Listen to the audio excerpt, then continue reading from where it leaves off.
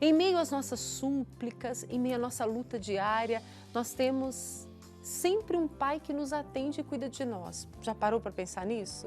Temos um Pai que cumpre suas promessas com amor e misericórdia infinito. Que na sua presença, diante de todo encontro de intimidade que nós temos com esse Deus, Ele conforta e nos dá esperança.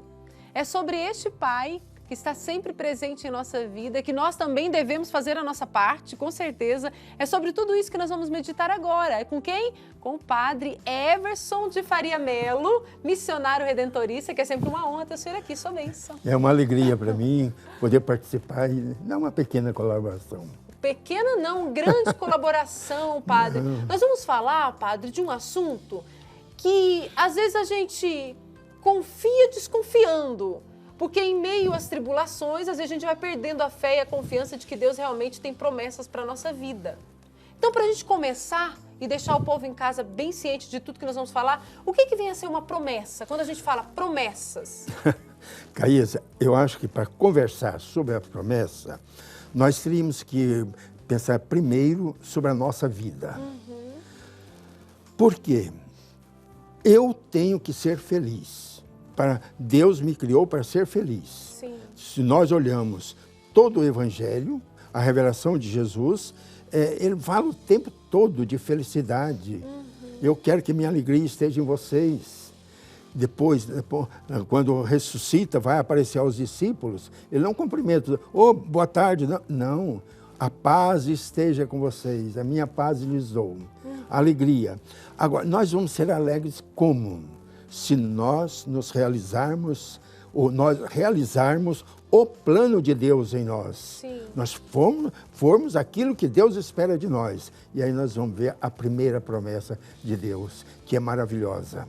Porque a promessa é um compromisso que alguém faz com alguém. Sim. Então nós vamos ver hoje a promessa de Deus para conosco. E nós temos também a nossa promessa, nosso compromisso com Deus. Mas eu gostaria de olhar a primeira promessa. Antes da criação do homem. Que promessa foi essa? Façamos a pessoa humana a nossa imagem e semelhança. Não é a maior promessa? Quer dizer, Deus se olha e faz uma promessa de criar a pessoa humana a sua imagem e semelhança. Lindo. E aí, a partir dessa realidade, não é o conceito de uma realidade, nós vamos aprender a dar um valor imenso em nós. Então, a criação. E quando a Bíblia conta de uma maneira tão bonita, figurada, né, que Deus fez o boneco de barro, soprou sobre ele e diz, receba o dom da vida, receba o espírito da vida. E soprou. E o homem viveu. Viveu como o ápice da criação. A pessoa humana é a perfeição natural das coisas. Porque é a única criatura do universo que tem inteligência, que tem vontade, que pode desenvolver, pode crescer, né? É a pessoa humana. Então, aí a gente vai vendo a realização da promessa. Dentro da limitação da criação humana, porque somos criaturas, a realidade infinita de Deus está acontecendo. Mas, agora, logo na primeira página da Bíblia, quando Deus tem aquela conversa com a Eva, é muito bonito a gente ver a outra promessa fabulosa, porque é mais extraordinária do que a promessa da criação. E que promessa foi essa? Deus falando da serpente. Vai nascer da virgem aquele que vai esmagar a sua cabeça. Já na primeira página da Bíblia está a promessa de Nossa Senhora e do nosso Redentor. Então, a promessa da redenção vai esmagar a sua cabeça. Por isso nós rezamos na liturgia, que maravilha foi a nossa criação. Maravilha maior foi a nossa redenção. Quer dizer, a hora que Deus se compromete e mandar um Redentor, né, a gente começa a pensar, agora, que Redentor que é esse? Que Redentor que é esse? A segunda pessoa da Santíssima Trindade, que assume a nossa natureza, as duas naturezas, é um mistério da união das duas naturezas, numa única pessoa, Jesus. E, por isso, só uma digressão, quando nós falamos Nossa Senhora é Mãe de Deus, é verdade, porque Jesus é Deus e ela é mãe de Jesus. Sim. Né? Sim. Quando nós falamos na nossa mãe, nós não falamos, a mãe do meu corpo, porque a minha alma foi criada por Deus. Não, a minha mãe é minha mãe. Ô padre, e aí o senhor falando, né, dessas promessas de Deus, e aí quando o senhor fala, né, um Deus que fez uma promessa de enviar um Redentor, de enviar uma bênção, vamos dizer assim, para que a serpente, o mal, seja destruído. E aí as pessoas que estão em casa, às vezes olhando para o mundo, para tudo que a gente enfrenta, podem pensar, mas essa promessa foi só para aquela época e para hoje? Como que as pessoas, aqueles que estão rezando conosco, como que nós podemos lidar com tudo que nos acontece e perceber essa promessa de Deus de vencer todo o mal e lidar também, padre, com a espera diante do cumprimento das promessas?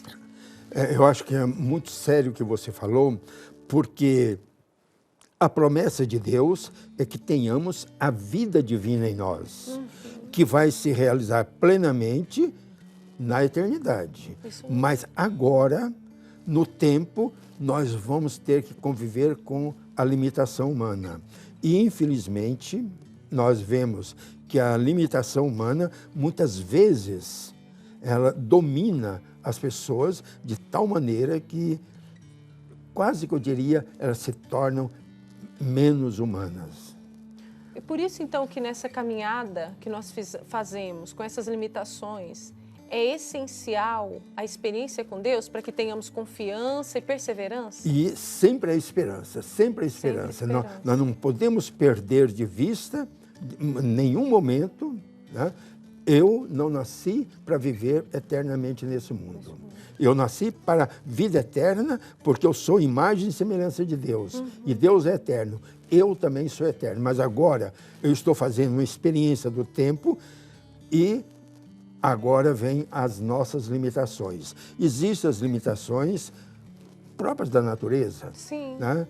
E a gente percebe, conforme vai passando os anos, que as nossas limitações vão aumentando. Limitação física, né? Todas as limitações humanas. Isso acontece com todo mundo. Todo né, mundo. padre? Mas quando você tocou num ponto bastante, quase que eu diria chato a gente pensar, as limitações da maldade. Que né? nós temos uma tendência Não. muito grande, né? A gente conviver com a maldade contra as pessoas humanas.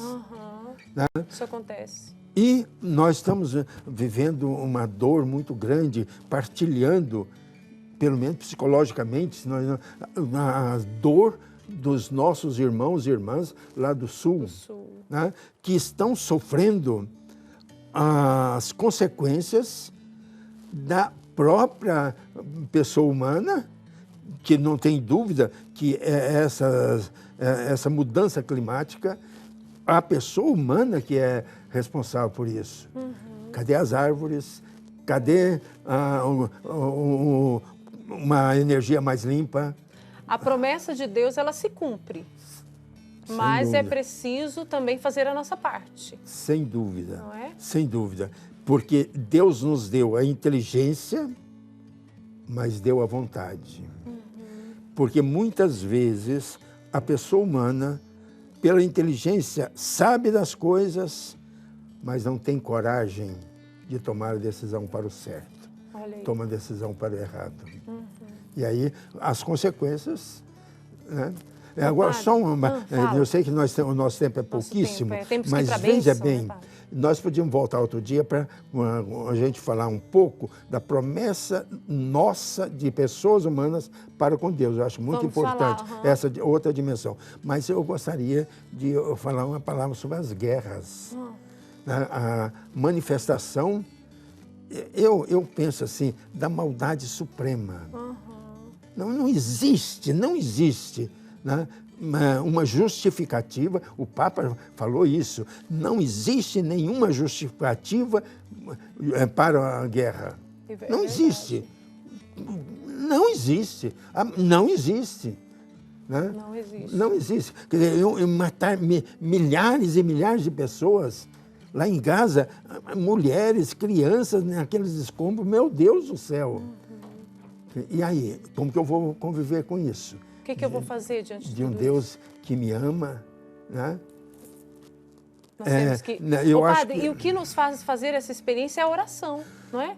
Sem dúvida, eu acho que padre- é o nosso contato com Deus que vai dar condições de nós termos um olhar não de crítica, mas um olhar capaz de ver além das aparências. Isso mesmo.